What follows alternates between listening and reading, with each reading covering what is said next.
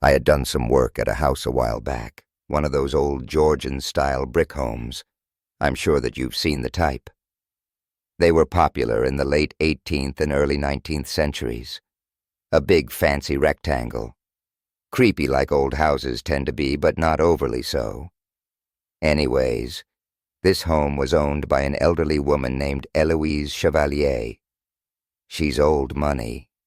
She had it all her life, left wealth and married into more wealth. Her husband died about 20 years ago from what can pretty much be summed up as old age, and Eloise ain't much younger than him either. Eloise can't straighten her back past 5 feet tall and barely manages to hobble around with her wooden cane. She wears this thing called a snood, which functions something like a sack that holds the back of her hair. I guess it was fashionable 100 years ago. She flaunts her wealth by layering herself in posh old clothes and jewelry, always looking like she's about to go somewhere important. She doesn't live alone in that big old house, of course. She's past the age of being able to care for herself. Not that she truly ever did. She has a fella named Charles who lives with her. He's an older black guy, younger than her, but gray and tired all the same. His family has been with hers for generations, and back in the days folks didn't have much say in the matter. But I guess when all was said and done and they decided to stick around. Charles is the friendly face that you turn to after getting an earful from Eloise. She's a mean old crown, and he's the gentle voice of reason. Now, Miss Eloise," he would say. "Don't yell at that boy for doing his job. She'll listen to him too. She won't apologize. That would be asking too much. But she'll tap on down the hall with her cane and leave you be. That is until something else gets her riled up. I was there because several days prior they had had a break-in. There's a lot of valuable stuff in that house, so Charles contacted me about putting a security system in. Miss Eloise thought that I was security enough, he said. But I ain't young anymore, and I can't be doing all that. I told him that I felt that they made the right decision. You get to a point where you can no longer fend for yourself, so it's time to get an alarm. And get one even if you can, although I am biased. Eloise was a special client. She had a large house, and I knew it would be a high-paying job. I walked with Charles around the property, drawing up plans and cost estimates and determining how heavy the antique furniture was that I would have to move to get to certain corners, testing windows to see if they lifted, knocking on walls to get an idea of where to drill. Once I had a plan, I sat down at a large dining room table that probably hadn't seen too many guests in the past 2 decades, and I went over it with Eloise and Charles. My hands started to sweat a little bit when we got to the cost. I knew that the old lady could afford it, but you know how people like her can be, pinching pennies that they'll never spend. "What about the crawlspace door?" she asked, her voice sounding weak and crackly, as is often the case in women her age. I paused a moment. "Crawlspace?" I asked. It wasn't that I hadn't noticed that she had one. Most houses around here do. It's just that there usually ain't anything in the crawl space except for pipes, wires, and dirt. You want sensors on that door, too? Eloise cocked her hat. Oh, well, of course. I shrugged. Okay, more money for me, I thought. I scribbled an extra $120 onto the quote. I showed them the total, and to my surprise, Eloise agreed. Great, I said with a satisfied smile. I'll start first thing in the morning. Charles escorted me to the front door and extended his long arm and gave me a warm handshake. Okay, young man, I'll look for you in the morning. I nodded politely and headed down the brick steps and towards my truck. Charles had already gone back inside and shut the door behind him when I figured that I would take a quick look at the crawlspace door. As the name implies, it's a low space that you can only maneuver through by crawling. This one was no different. It had a small door about waist high. I found it odd, however, that they had locked it with a deadbolt, the sort of lock that you would see on a regular exterior door. Most times people have a simple barrel bolt to keep the crawlspace door shut, and if they're concerned enough, maybe a padlock, but a deadbolt. I chalked it up to silly old person paranoia and headed home for the day. I had brought my brother Josh along the following day. My company is pretty small, tiny actually. Until recently it was only me, I would make the sales, order the supplies, do the installs, and run the service calls. I took Josh on after he got out of prison. He had fallen on some tough times prior and developed a nasty drug habit, which ultimately led to him committing more crimes to fuel that habit. He was sick, but he got better. Keeping him busy helped a lot. "This place always creeped me out," Josh said as we pulled into the driveway. "Wait until you see inside.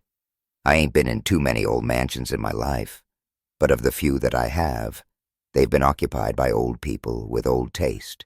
On the one hand, stepping into a house full of antiques is like going back in time, which can be neat. But on the other hand, the combination of creaky floors and dim lights and century-old portraits with eyes that follow you around the room can create an uneasy feeling. And, good morning." Charles greeted us at the front door with a friendly smile. "Can I get you all some coffee?" I held up a warm styrofoam cup, my first stop each day. He smiled and looked to Josh, who politely declined. "Well, I'll leave you boys to it then," Charles said. We headed indoors so that I could show Josh what I had planned. There's a walk-in closet beneath the stairs where I decided the alarm panel would go. From there, we would fish the wires through the wall and run them through the crawlspace. That way we could connect the devices to the panel without exposing any wires. Going into the crawlspace can be dirty work, and it requires a certain degree of flexibility. It's best suited for those who are thin and don't suffer from claustrophobia. Josh and I both fit that description, but I had sent him into a lot of crawl spaces lately and figured that I would give him a break this time. I tracked down Charles, who was in the back garden watering carnations and thistles. "Sorry to bother you, Charles, but would you mind unlocking that crawl space door?" "No bother," he said kindly. "You just need to work on the door, right?" "No, sir. I need to run the wires through all of the first-floor devices down there." Charles paused for a moment and then said, "Oh, well, I don't think Miss Eloise would like that. This was a problem that I wish I would have known beforehand. If I couldn't run wires through the crawl space, that would make the job heaps more complicated, and I probably wouldn't have any choice but to leave some of the wires exposed." "It'll be real tidy," I said. "I'll secure the wires to the joists. You won't even see them." Charles shook his head. "I know, but how about I go talk to her right quick?" I told him that I would appreciate that, and I hurried back inside to get Josh. "Hey, don't drill nothing yet," I said. "Why?" he asked as he was arranging the supplies that he needed. "Apparently, Mrs. Chevalier won't be happy with us running wires through her beloved crawl space." Josh coughed out a hushed laugh. "She got bodies hidden down there or something. Man, I wouldn't be surprised. The door is dead-bolted." Josh stopped laughing and his eyes widened. "Really?" I opened my mouth to speak when we heard heavy footsteps coming down the stairs. "So what does Mrs. Chevalier think?" I asked Charles. He slumped down the stairs like he had just received terrible news. I figured that meant the worst, but he looked at me gloomily and said, "She says that it's all right." "Oh, okay, great. I just need you to open that door for me then." Charles nodded and wallowed past me to the front door. I glanced over at Josh and gave a confused shrug. He stuck his tongue out and mimed like he was dying. I put on my coveralls that I wear into crawl spaces to keep clean, grabbed my flashlight, and joined Charles around the side of the house. "All set," I said. Charles leaned down and unlocked the small door. He pulled it open and stood there jiggling his keys for a moment without saying a word, and then he turned and walked off. "Thanks, Charles," I hollered after him. He didn't respond. I wondered if Eloise had spoiled his mood with a verbal lashing. I knelt and shined the light through the short opening. It looked like any other crawl space, dark and dirty. I got on my hands and knees, and I crawled in. The dirt was cool against the palms of my hands. Damp, no light of course, other than my flashlight. Tightly sealed crawl spaces are always more pleasant than the alternative, and there's less chance of animals getting in. However, I expected the occasional spider cricket to jump out at me, and I never did see one. In fact, I didn't see any animals or insects whatsoever. Yet there was an odor like something rotting. I wriggled over to about the spot I figured was below the closet, and I hollered for Josh. "I'm sticking the rod down now," he answered. The rod in this case was a green glow rod we used to tape wires on to fish them up the walls.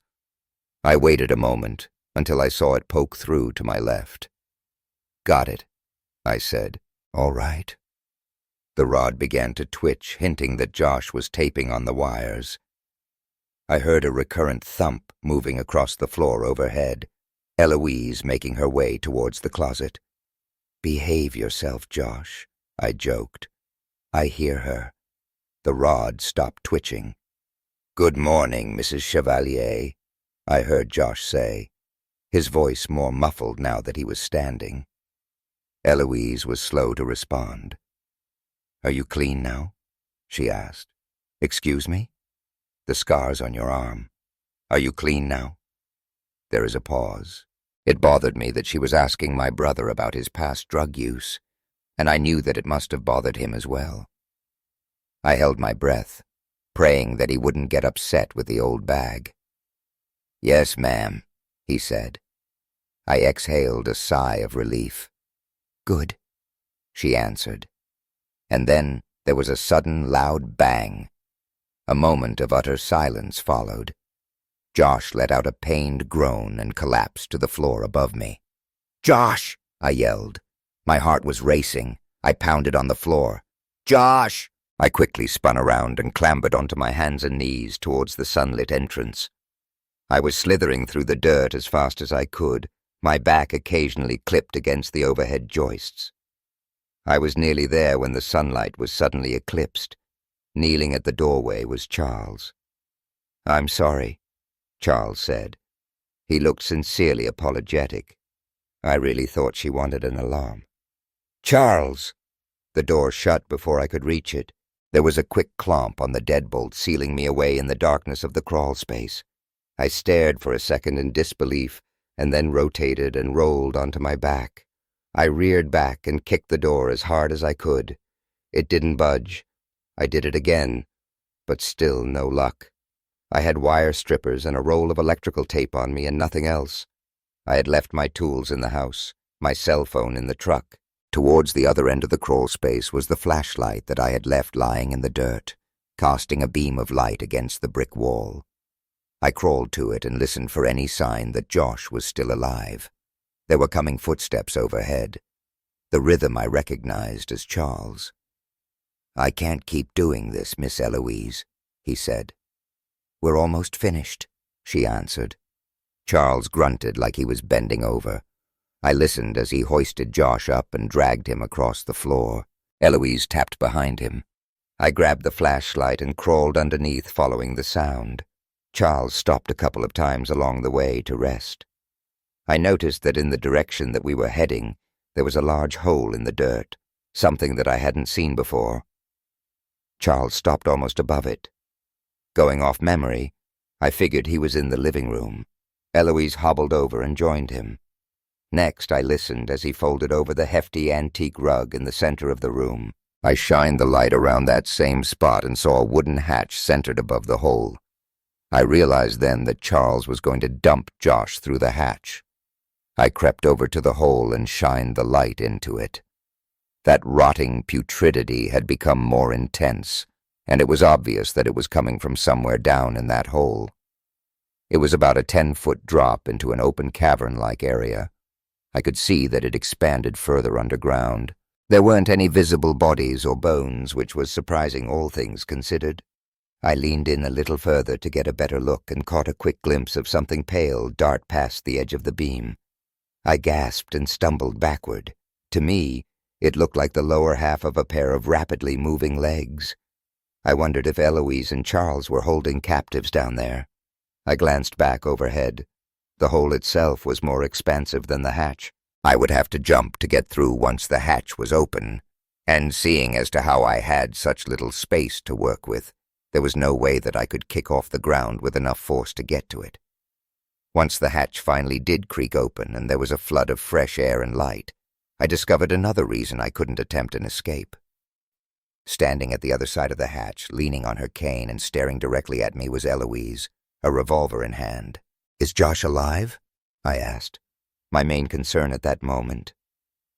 Eloise remained silent. "Josh!" I yelled for him. "Are you okay?"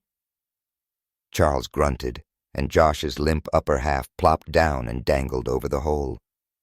My blood ran cold. My voice quivered as I called to him once more. He was shoved forward and fell through the hatch and into the hole, colliding against the ground with a heavy thud. I looked up at the cold-hearted Eloise, not a sign of remorse on her expressionless face, and muttered, "Why?" The hatch slammed shut.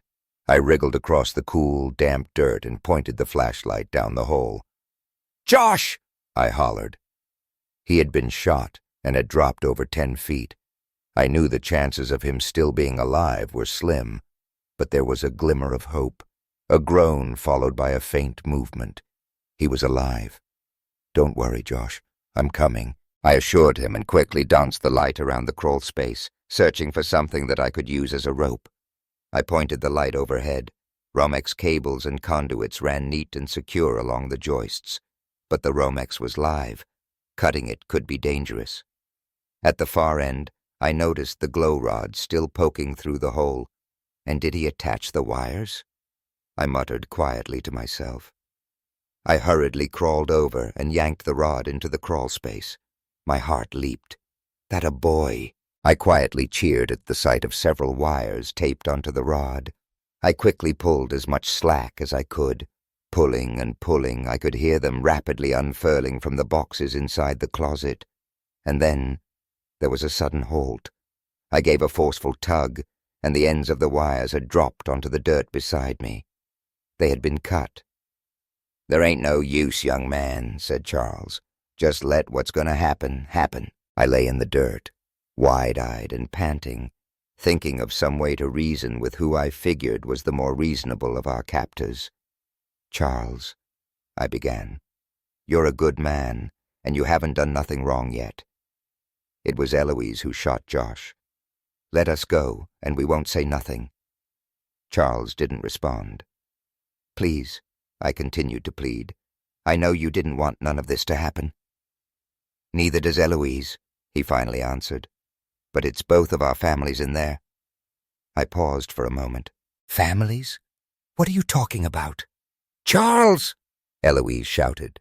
I listened as Charles quickly shuffled around, startled by the old woman.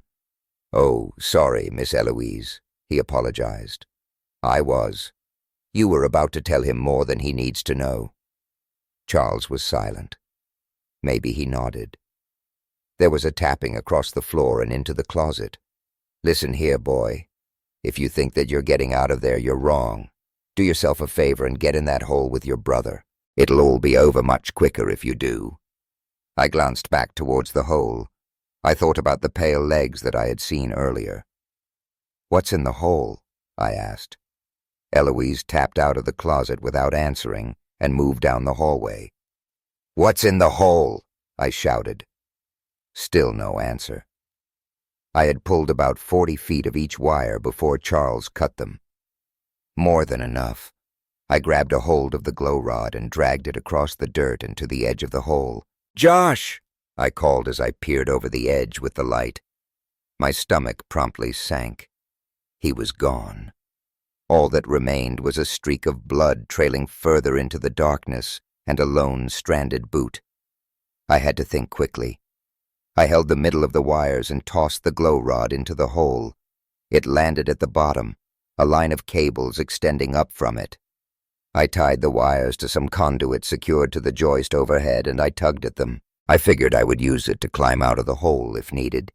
I knew that it likely wouldn't hold my weight, but my options were limited. I would have to hope for the best. I pulled the wire strippers from my pocket, the only weapon that I had, and took a deep breath, dangled my legs into the hole, and I dropped. I landed at the bottom and fell backwards onto my butt, losing grip of the flashlight in the process. I momentarily panicked. I rolled onto my side and swiped it up, and I painted the beam throughout the dark, a dirty pit with unsteady hands. "What the?" I shifted to my knees and stood. This was no simple hole, but rather a labyrinth of tunnels. Numerous passageways surrounded me. Each led further into unknown darkness. The light glimmered off the trail of blood, and I followed it to an opening directly in front of me. It was dark and winding. I couldn't see where it led. I resisted the urge to call out my brother's name and slowly crept forward. I wandered deeper through the winding passage, nervously stabbing light towards every noise, both real and imagined. I was nearly at an opening. I swallowed my breath, then stopped moving. The walls were lined with something. Stones, I thought at first. I slowly continued through the opening and found not stones, but a room filled with death and decay. Skulls in various conditions lined the walls of floor to ceiling. Overhead were long bones, once arms and legs, tied onto lines that dangled like grisly wind chimes. There were no windswept melodies, however, only grave silence to accompany the drumming of my fearing heart. From what I could tell, it was a catacomb, a display of death, organized, a macabre design, artful and yet grim, unsettling, and at that moment, too alarming. Whose bones were they? Eloise and Charles's family. The room was large, maybe as large as the mansion above, and surrounded with bones. As I moved carefully through the catacomb, I found coffins of various designs, different periods, some wood and some stone, and in the center of the room, a large mausoleum. Absent of a cross or any obvious Christian symbols, it had a Gothic look to it. Gray stone walls with iron points protruding up from the edges of its dirty roof. Antiquated French iron doors had faded bluish-green, and embossed with a large and devilish face, it sealed the entrance. This was where the trail of blood ended. I hesitated a moment, and then placed my palms against the cool iron doors, and pushed. They swung open. Atop an altar in the center lay a body. I recognized the clothes immediately. Josh. Leached onto him was something pale and human-like, a sinewy musculature tensed in ecstasy as it drained the color from my brother's skin, the sound of blood rushing from Josh's veins. A shuddering choke of air escaped with my last shred of hope. And then the creature looked up, eyes like it were lost in opioids. Its mouth was dripping with sanguinity. The creature exhaled its high and tilted its head and looked past me, a quiet acknowledgement to something breathing against the back of my neck. Behind me, a dozen or more hairless, dagger-eared creatures like the other watching like snakes, some with skin so white that it was almost translucent, others darker, but with similar waxy complexions. They had rat-like teeth, pointed fangs in the front which extended visibly below their parted lips as they stared at me with a desert thirst. "God help me," I muttered, and stumbled further into the mausoleum. I came to a sudden halt, having backed into something which stood firm and upright. I flinched away and swiveled around. The tall and muscled creature which had fed for my brother stood glaring amusedly at me for a few breaths, and then growled the words, "There is no God down here. I suppose it's time I tell you about the day I learned that monsters do exist." Josh was cold, stiff, and pale, dead and gone. He had done so well staying sober, and in the end he still died young. I couldn't speak as I stood face to face with the ungodly horror that had drained Josh of his blood. But the thing spoke, and with a posh sort of tone like he were from a classier time. At my back, the horde of similar creatures waited anxiously, breathing with hungered anticipation, like lions were wildebeest. "What is your name?" The creature that I'll temporarily refer to as the Master, since he was the more dominant of the abominations at last, his voice guttural and deep, having simultaneous human and inhuman qualities to it. I swallowed, and Eric fell out with a breath. "Eric," he repeated as if swirling the name in his mouth, tasting it and trying it out. It momentarily satisfied him, and then he glared back at me with his piercing and constricted pupils. His eyes seemed to be lacking irises. They were merely pupils on sclera, small dots surrounded by white. "Do you wish to live, Eric?"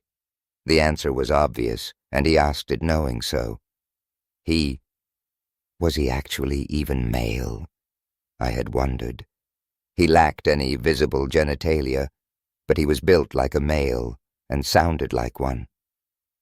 I stole a nervous glance behind me and saw that the others appeared to be lacking genitalia as well, but there were various bone structures amongst them. They were not all the same, some smaller and feminine, some larger and masculine, but all were powerfully built and nightmarish nonetheless. I turned back to the master and hopelessly answered, "Yes." The master grinned wide and bloody. My brother's blood dripped from his prominent rat-like fangs. "Well, then you may leave." He set in motion to wait with his long-nailed hand. Trembling like the rapidly pounding heart within my chest, I turned, held my breath, and took a step towards the horde, who subsequently hissed like aggravated cats. They would not part enough for me to squeeze through, and neither could I gather the courage to force at. "Under one condition," the master added. I faced him, and then he continued, "Bring them to me." He nodded in the direction of the house. "Eloise and Charles." He gave another nod. I paused a moment, trying to steady myself enough to have a conversation with this thing. This monster, who for all I knew had stolen my brother's chance at survival. I did not want to bargain with this creature, yet I had no other option. "Who are they to you?" I asked. The creature's posture straightened. His eyes narrowed, and he said, "I am a chevalier. Eloise, my descendant. Behind you are more chevaliers, as well as the ancestors of her servant, Charles." The creature glanced past me and continued, "The other passageways lead to separate catacombs containing separate families, other branches within the tree, you might say." Just as Charles had said, a family. I thought a moment and then asked, "Are they all like you?" The creature appeared amused by the question. "How am I?" I became more nervous again, not knowing how to proceed. "Like you are a vampire." It was a revelation that had seemed so obvious, but one that I had not considered. After all, vampires seemed like fiction before, so played out nowadays they had ceased to be spooky. But this wasn't a fancy Transylvanian in a cave. This was something incredibly demonic. "Is that what you are?" "It is what we've been called, but you can refer to me by my name, Maurice. Maurice Chevalier." I knew the name. Many did. He was influential in his time and responsible for the Chevalier family's continued prosperity. But he had lived hundreds of years ago, died hundreds of years ago as well, or so I thought. I wasn't about to be on a first-name basis with this monster, and I avoided saying it when I asked, "Why do you want them?" His expression grew more stern, angry as he hissed. "They do not realize how adept our senses have become. We sit here in the darkness, confined to this catacomb, listening to every word they say. They plan to betray us, to die without an individual to take their place and supply us with what we need to survive." Morris stepped closer, to which I stepped back and halted, unable to regress past the wall of vampires. Like any living thing, we must eat, and to the benefit of the outside world, we are to stay inside this catacomb. Then we must be fed.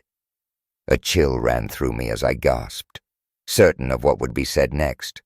Maurice towered over me and stared unflinchingly into my eyes. With his jaws set, he observed my fear, and then finally said the words that I had dreaded. "You, Eric, must take over that responsibility. You must feed us." Maurice Chevalier awaited me to do his bidding, to kill those who had killed my brother, to satisfy the hunger of him and his family, and to become the caretaker of darkness. It was the last thing that I wanted to do, the last thing I wanted to be. Let me say goodbye to my brother first. Maurice eyed me for a moment without speaking and then stepped aside. Josh was cold and lifeless when I embraced him for the last time. I leaned to his ear and whispered my final goodbye, and then discreetly removed a lighter from his coat pocket. "I'll get you, Eloise and Charles," I told Maurice. And then more. Maurice smirked ever so slightly, and then held out his hand for me to leave the mausoleum and continue forth with the task. The horde of bloodthirsty vampires watched with disappointment as a potential meal was permitted to leave. The breath was cold against my neck as I made my way through and back to the dark tunnel, which I followed to the pit in which the wire remained hanging from the conduit above. Entries to different tunnels surrounded the hole, other families at the ends of each. I gripped the thin gauge wire and I tugged at it. I'm not heavy per se, but the likelihood of either the wire or the conduit that it was tied to holding my weight was slim. But I had no other option. The wire stretched as my feet lifted from the dirt in the conduit crate, the screws beginning to separate from the old wooden joists. I struggled to grip the thin wire and was forced to wrap it around my hands and pull, and then unwrap them long enough to reach up and grab more. Thankfully, I didn't have far to climb and managed to grab a hold of the edge and heave myself into the crawl space. I had to get above to find Eloise and Charles and kill them. I had to do it if not for the vampires, but for Josh, for my thirst for revenge, for justice. I pulled the wire cutters from my pocket and began chipping away at one of the joists. The aged wood broke away easily, and I was able to carry a cluster of hand-sized pieces over to the small hole that we had drilled into the floor earlier that day.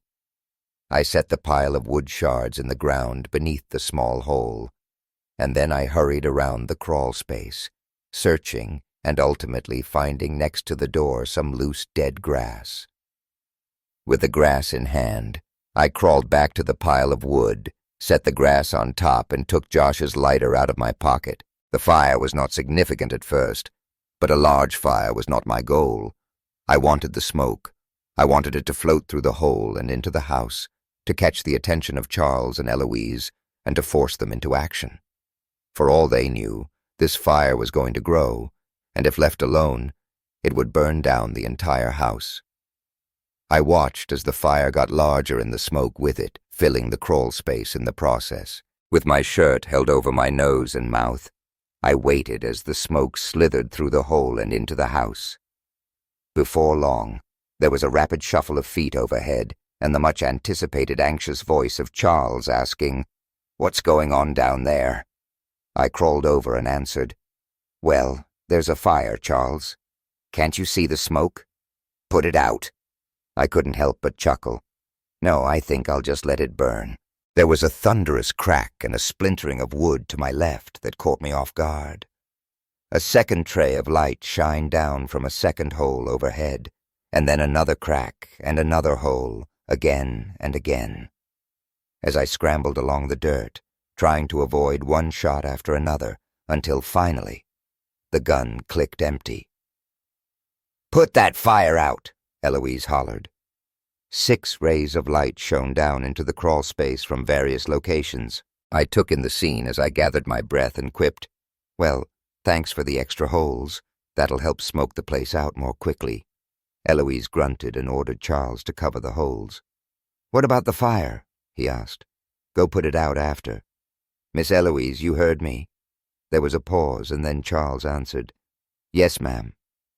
He then walked to another side of the house, grabbed a large area rug, and covered each hole. I scrambled over to the door and waited as the crawl space, no longer ventilated, began to fill with smoke from the fire, which had grown larger than I had anticipated, the flames licking the wood overhead.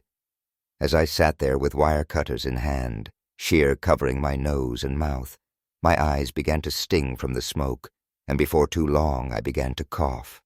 If Charles didn't hurry, I would be forced to put out the fire myself or risk passing out from smoke inhalation. There came a crunch of leaves outside the door, followed by the sound of Charles grunting as he knelt. I head off to the side and watched as the door unlocked and then swung open. Slowly, the barrel of a revolver peeked through the doorway, and then the hand that held it. I quickly gripped Charles's wrist and yanked him into the crawl space, and he reflexively fired a single shot that exploded into the brick wall on the opposite side. He fell face first into the dirt, and I immediately knocked the revolver from his grip. Charles rolled onto his back, and there was a sudden glint of silver as he drove a blade between my ribs. I had not seen the knife until it was too late.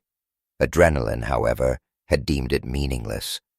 Charles's eyes widened with fear as I stabbed the wire cutters into one of them. He roared in pain and removed the blade from my ribs.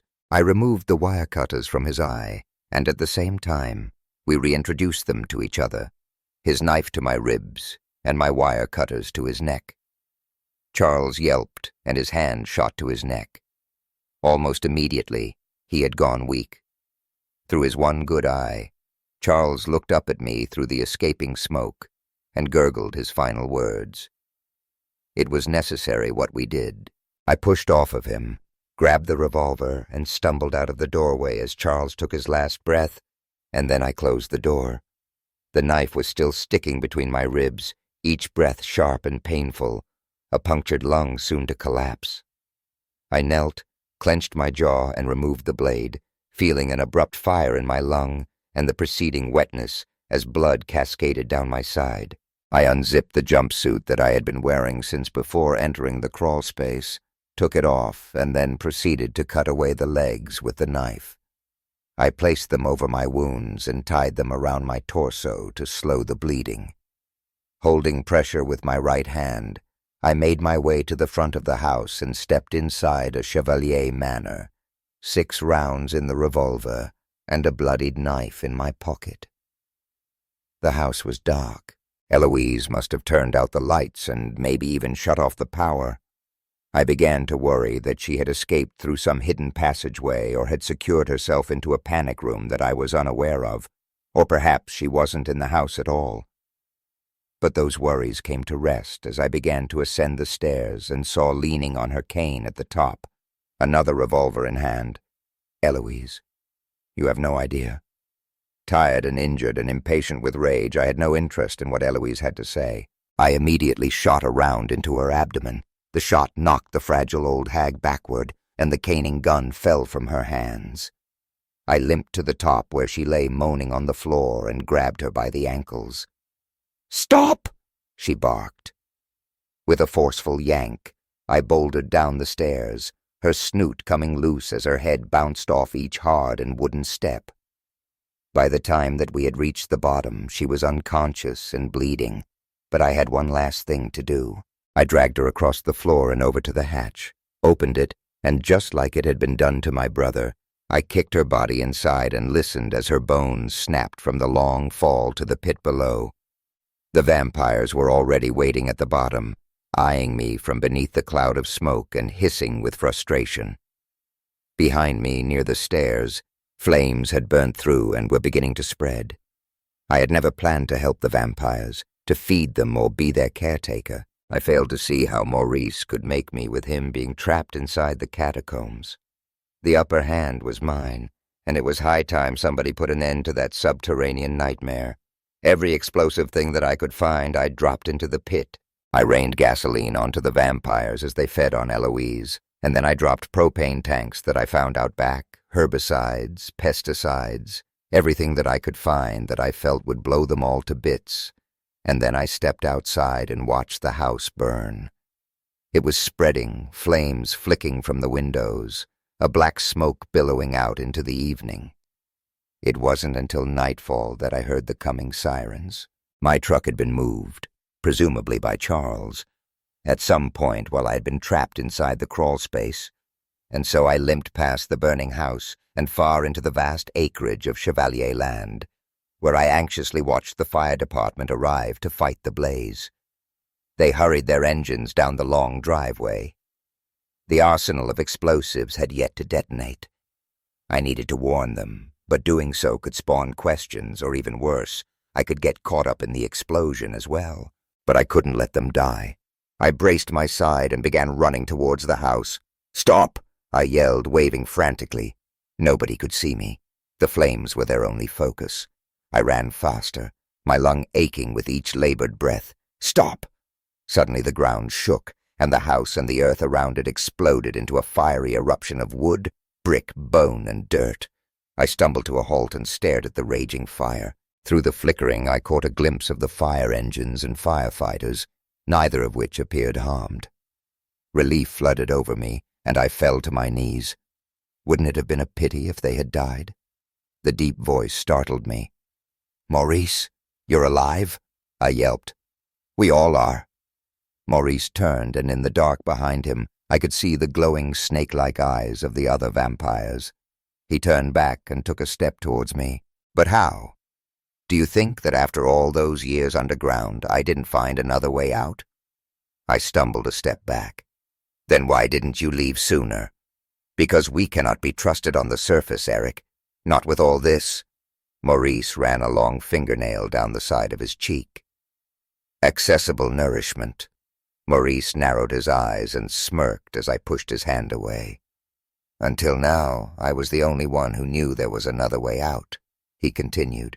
"As long as they were fed, I didn't have to worry about their cravings getting out of hand." Maurice turned to look at the others, and then turned back to me and said, "I cannot control them out here." I did not respond. Maurice looked past me at the fire, the flames glimmering off the whites of his eyes. His gaze lingered on me once more, and then Maurice turned and walked back towards the others. "What now?" I asked. Without stopping, Maurice answered, "We feed. Trusted from now on.